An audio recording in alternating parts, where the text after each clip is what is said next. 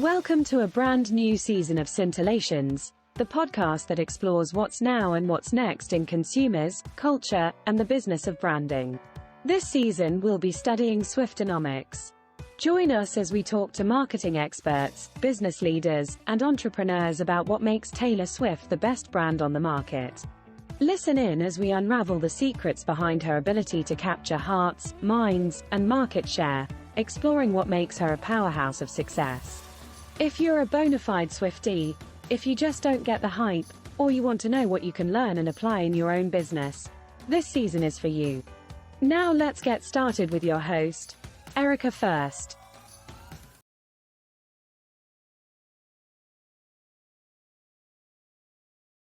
Hi, Alex. Thank you so much for being here with me today. Thank you so much for having me and for such a fun reason. I love this topic. Yes, it's going to be fun. Why don't we get started by you telling us a little bit about who you are and what you do? Absolutely. So first and foremost, I'm the founder and CEO of Aspen Growth Coaching. We are a dynamic, I can't speak highly enough about my team, group of mental health providers. And we support people who are looking to turn insight into action. So move out of that sort of outpatient therapy weekly model and into more of a let's decenter your pathology and let's get back to living really effectively. And we also support a lot of people who would otherwise be in a residential or inpatient treatment setting to stay home and in their communities. So we really want to honor that people have lives and we want to do healing within those lives. So that is the company that I founded and currently leading. But I have such a beautiful team. In particular, my leadership team takes a lot off my plate. So I have a lot of extra time. So I'm also supporting others to build values-led businesses like my company and grow using radical humanity and leading kind of the anti-capitalist business. Love that. That's a very exciting mission you have there. Thank you. I get to work with the coolest people. Yes, and you are actually the perfect person to speak to today's topic, which is vulnerability.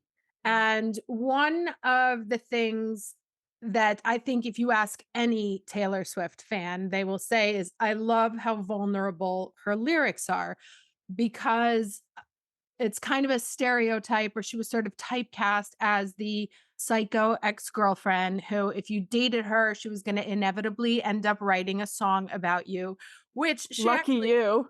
right, which she actually now, oh, she doesn't take that as an insult. She's like, of course I'm going to do that. That's what I do for a living. And so I think there was, especially in my generation, this kind of idea that you have to be the cool girl. And after something's broken up, even if the person totally disrespected you, treated you like garbage, you just pretend that it doesn't matter because you don't want other people to think that that bothered you or that you're emotionally difficult. So we tend to hide things about our past relationships and maybe talk amongst ourselves in private, but never vocally. You don't want to be, oh my God, people are going to think I'm crazy. This is obviously things that we don't want said. So when Taylor came on the scene and started laying bare emotions, thoughts that as women, we are taught from a very early age to keep incredibly quiet, it sort of unleashed a sense of being seen, like, oh, you have those too. And not only that, but being able to articulate very complex emotions that I think people were never able to articulate before. And this is one of the things that I find particularly in women of a certain age. Obviously, maybe the 10-year-olds and the 12-year-olds that are Taylor Swift fans haven't gotten there yet. But this is definitely anyone who has been through heartbreak or dark moments or feeling lonely, isolated, or suddenly coming to terms with their own behaviors, processes that she's just saying to billions of people. And just to give you an example, if you are not a Swiftie, if you are, you will enjoy these. So this one, I have to say, this one cracks my daughter up every time she hears it because it's so honest. She said, so no one wanted to play with me as a little kid. So I've been scheming like a criminal ever since to make them love me and make it seem effortless. This is the first time I felt the need to confess, but I swear I'm only cryptic and Machiavellian because I care. And then, of course, we have from Antihero, which just won a bunch of awards. It's me. Hi, I'm the problem. It's me, which is one of the best lyrics, I think, in the history of songwriting. I'll stare directly at the sun, but never in the mirror. It must be exhausting rooting for the anti-hero. Then she has another from another song recently released. I wouldn't marry me either. A pathological people pleaser who only wanted you to see her. And then she also goes and talks about a whole generation. We're happy, free, confused, and lonely at the same time. It's miserable and magical. And then another song, this one is one of my favorites, actually. It says, I know someday I'm going to meet her. It's a fever dream, the kind of radiance you only have at 17. She'll know the way and she'll say she got the map from me. And I'll say I'm happy for her. And then I'll cry myself to sleep. I wonder if they'll miss me once they drive me out. And will you still want me when I'm nothing new? So these are all things that, we're used to being told, work out in private, talk to your therapist. And these are things that are what has really united multiple generations and an entire fan base around her. What are your thoughts on her use of vulnerability in her music? I think it's why she is where she is. And I think that for someone like myself who grew up with her, I mean, she kind of came onto the scene right when I was graduating high school, same time as her. And we watched each other grow. And I think that sort of connection only comes from her willingness to be able to share what she is going through so that I can see myself in that.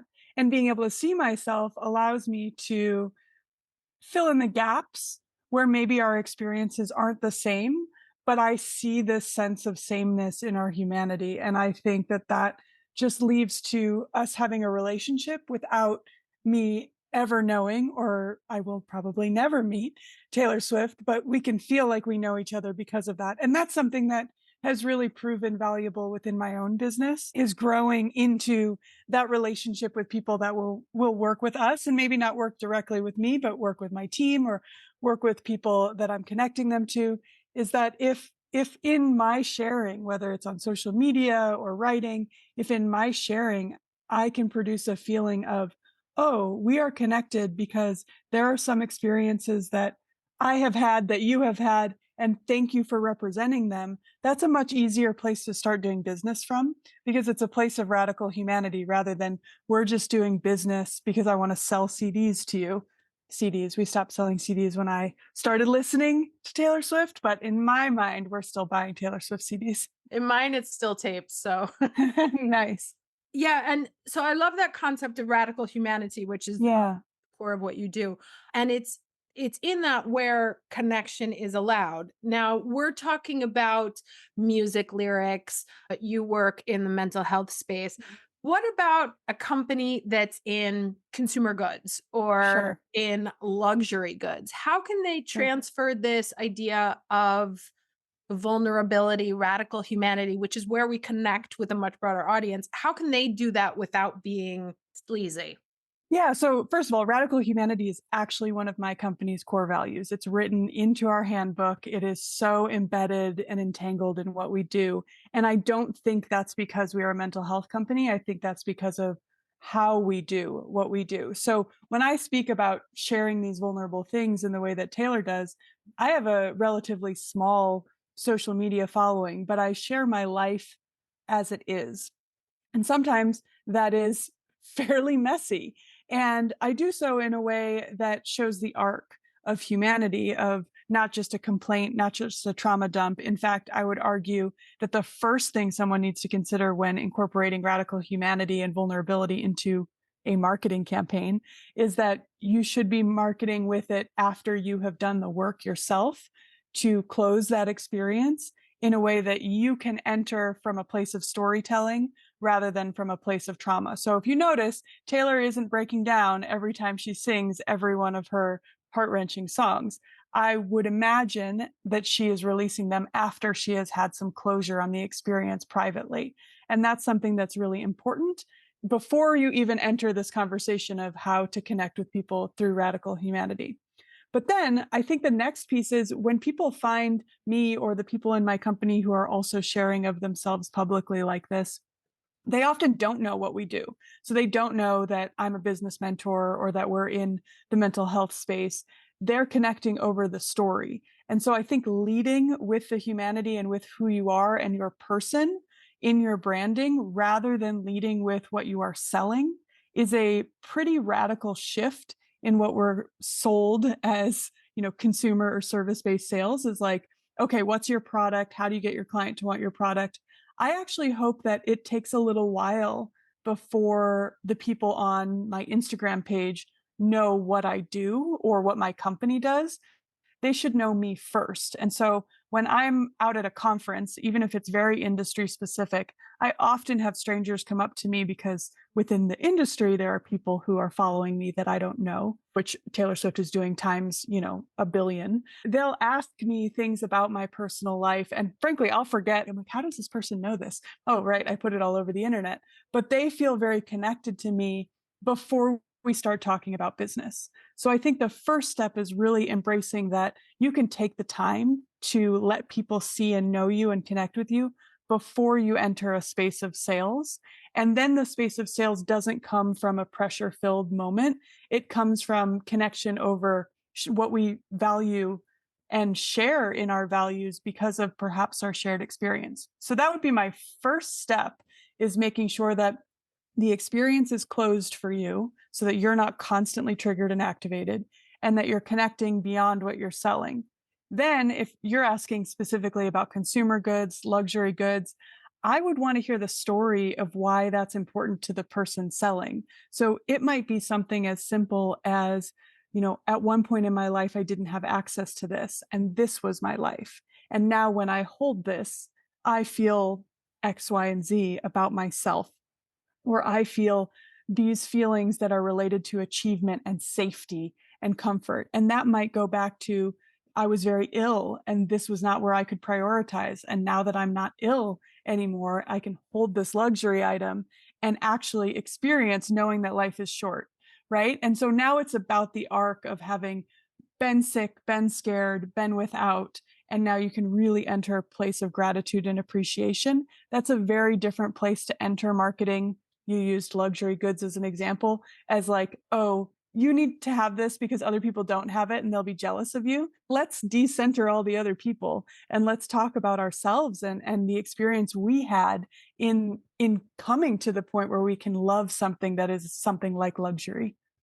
Which is so interesting because luxury goods are built on exclusivity. Like, you can't Yeah. sit with us. And And I'm saying, let's explode that. Let's bring it back to ourselves as humans. There are some luxury goods that I like because they feel really good to have. And there is always a narrative around accomplishment and gratitude when I can access one of those. And if it's something in my home, I live in very rural Montana, I'm not getting a lot of house guests coming by. And sometimes I want something that does cost more money, and I'm grateful to have the money to purchase that. And it is not about anyone else. Nobody else will know about it because it's just for me. And having that be the center point, the experience of living, is a completely, it's a deconstruction of how we've thought about sales in the past. I don't sell luxury goods, but if I were to take a swing at it, that's how I would do it. I would say, what is so meaningful about the ability to give yourself this? And that's interesting. So I have historically done a lot of work in the fashion space, and the brands that are at the very tip of the iceberg, the Loro Pianas of the world, that are about self-actualization, that's kind of historically been their positioning, right? It's not about other people. It's about me for me. You want to be Taylor Swift, you have to stop caring about all the other people because there's plenty of singers who are competing, right? She's not competing. There's no one to compete against when you're at that level. And I think that's what you're pointing to in the fashion industry. Someone shared with me at a pivotal moment in my entrepreneurship process a quote that I wish that I knew the source of, but I don't, unfortunately. But the quotation is, "The way to escape competition is through authenticity." And I hold that very close because I really think that if there's enough room for all of us to rise, there's enough room for every, service or luxury good. There's a person that wants it and you specifically. But if you're so focused on your competition, you will not be yourself. And the people going to purchase that good or services won't be able to tell the difference between you and everyone else to decide to opt in and maybe pay more, maybe pay a premium for you or that service or that good, because you're so busy competing. And I think that my company went 0 to 7 figures in under 3 years. And we did so not looking around and not looking backwards. We were just looking at ourselves. How can we be the best at our mission? One value being radical humanity.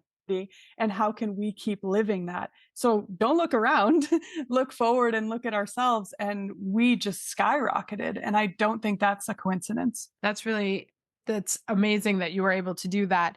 It does kind of go against today's everything about today, which is shareholder value, more growth at any cost, which it totally goes against that. And I mean, despite the great success of my company, we are distinctly decentering profits. And I think that's something that is really controversial in this moment. And I would love to sit down with Taylor and talk to her about her model around this, but she hasn't invited me yet. So we're talking about it.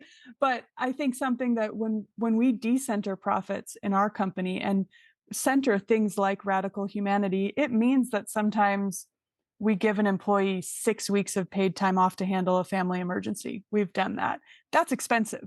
That digs into profits, but it leans into radical humanity. And though maybe in the short term that costs money, it creates a culture within the company. It creates a loyalty within the company. And I think that's what Taylor's so good at. She's so good at creating loyalty with her fans because she has this model of taking care of her fans, talking directly to them, showing them her lived experience so they can follow.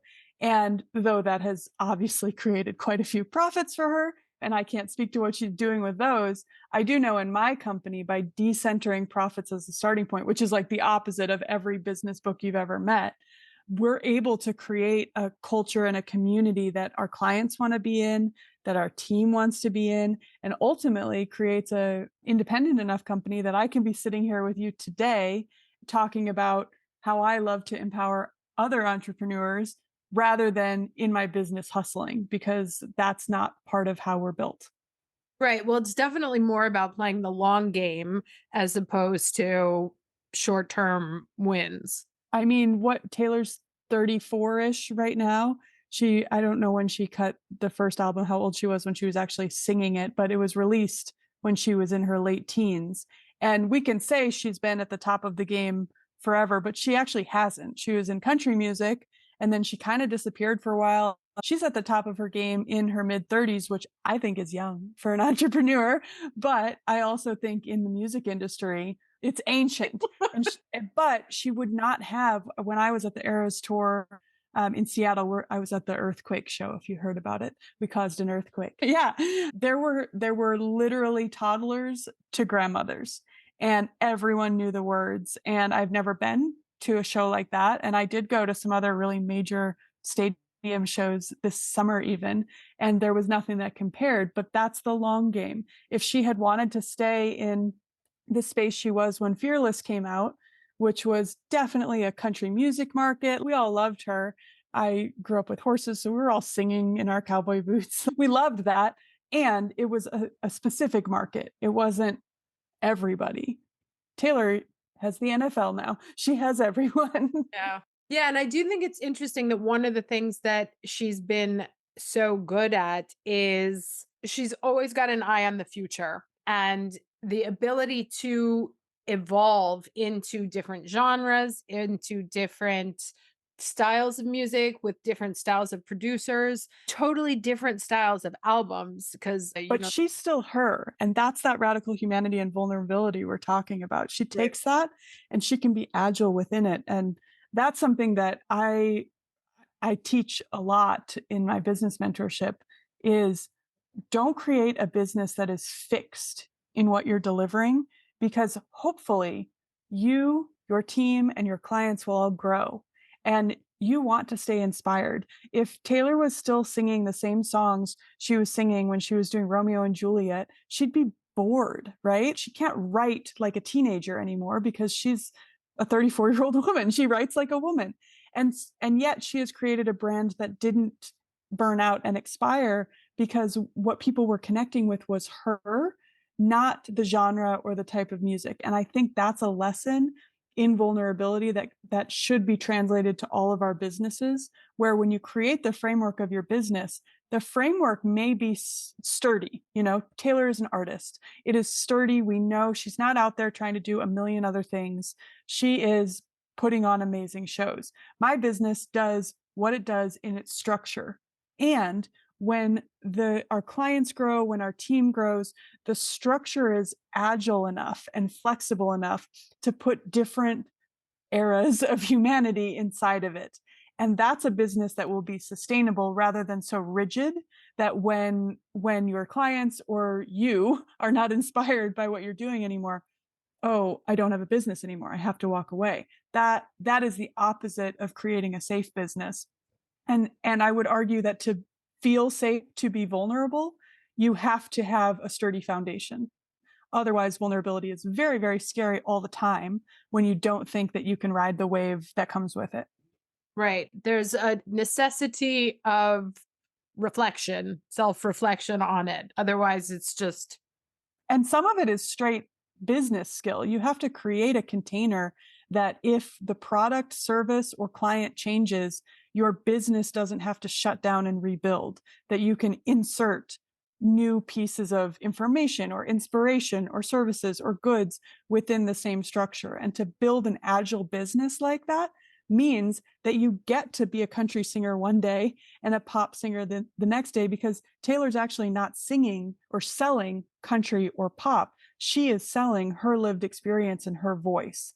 And that is the container that she is operating with. And that container is so strong that she can shift and be vulnerable within it.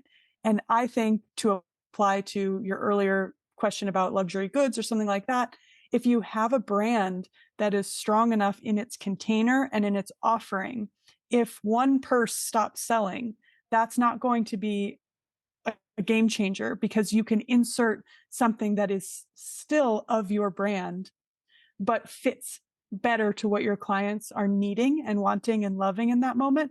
But the structure and the foundation of your business stays sturdy and the same.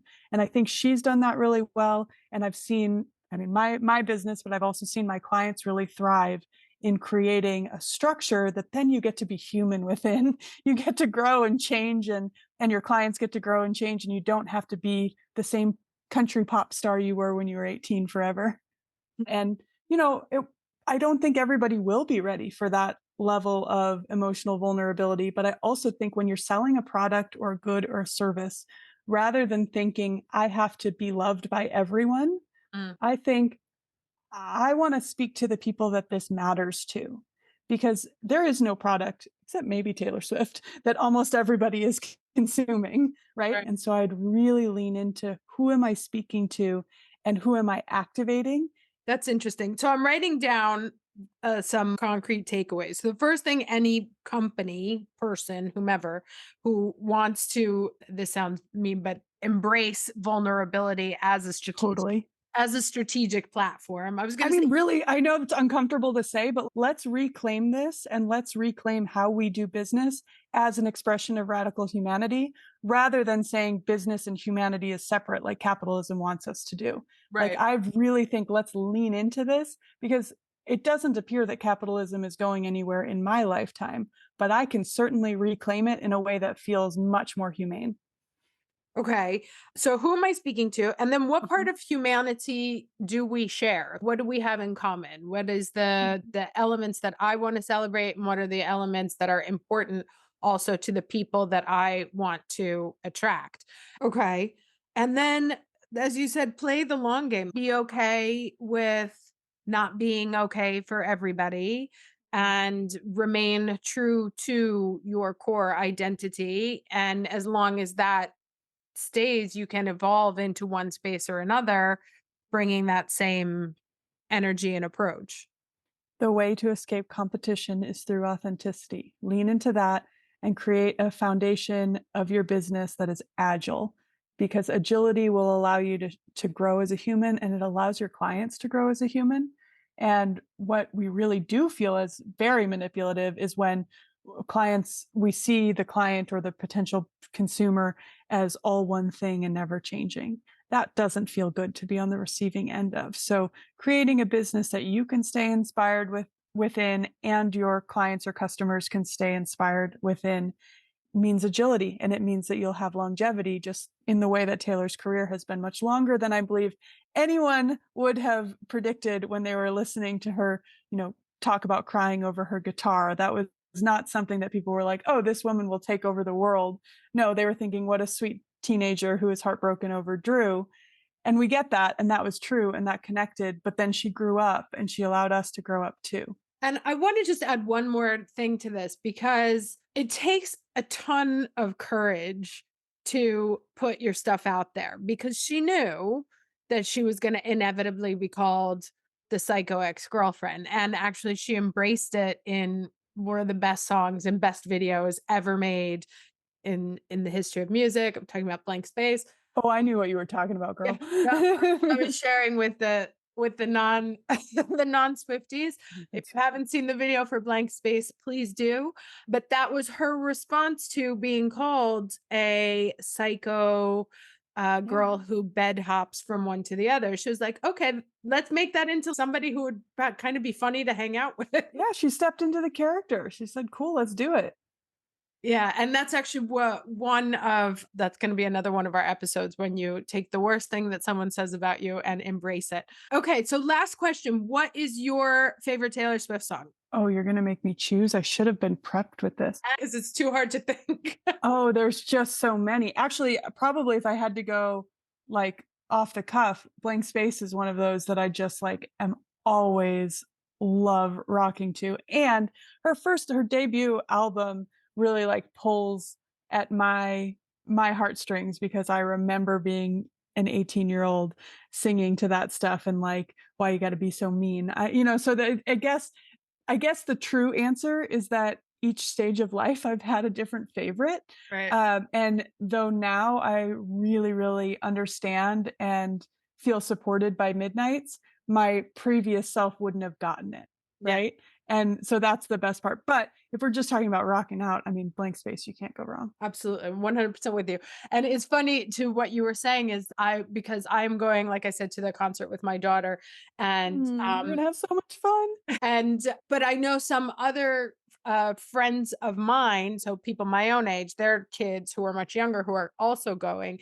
And I was like, I don't, like a 14-year-old, because they were like, why are you coming? And I'm like, because I get the lyrics. I had a very similar experience. I went with people ranging from 14 to maybe 43. There was like a big range. And the 14-year-olds totally thought that they owned Taylor Swift. And we were like, we've been listening to Taylor Swift since before you were born. Right. And it was really fun to watch which songs that they resonated with in a totally different way. And they were just rediscovering the debut album, and they were experiencing that as if it was new music. And I'm like, oh, let's hold on to the fact that feels like new music to you. That makes me feel young. My daughter calls them hair flip songs. She likes the hair flip songs. Nice. But until you've had your first drag you across the rocks breakup, I think you don't get her completely. So yeah, you're like, okay, Romeo, we'll see you in a few albums. Exactly. Thank you so much, Alex, for your time and wisdom today. Yeah, thank you so much for having me.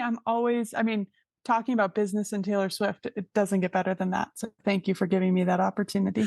My pleasure. Thanks for joining us for another episode of Scintillations. If you've enjoyed listening to us, please subscribe, rate, and review. It helps us share our learnings with more curious and interested people like yourself. See you next time.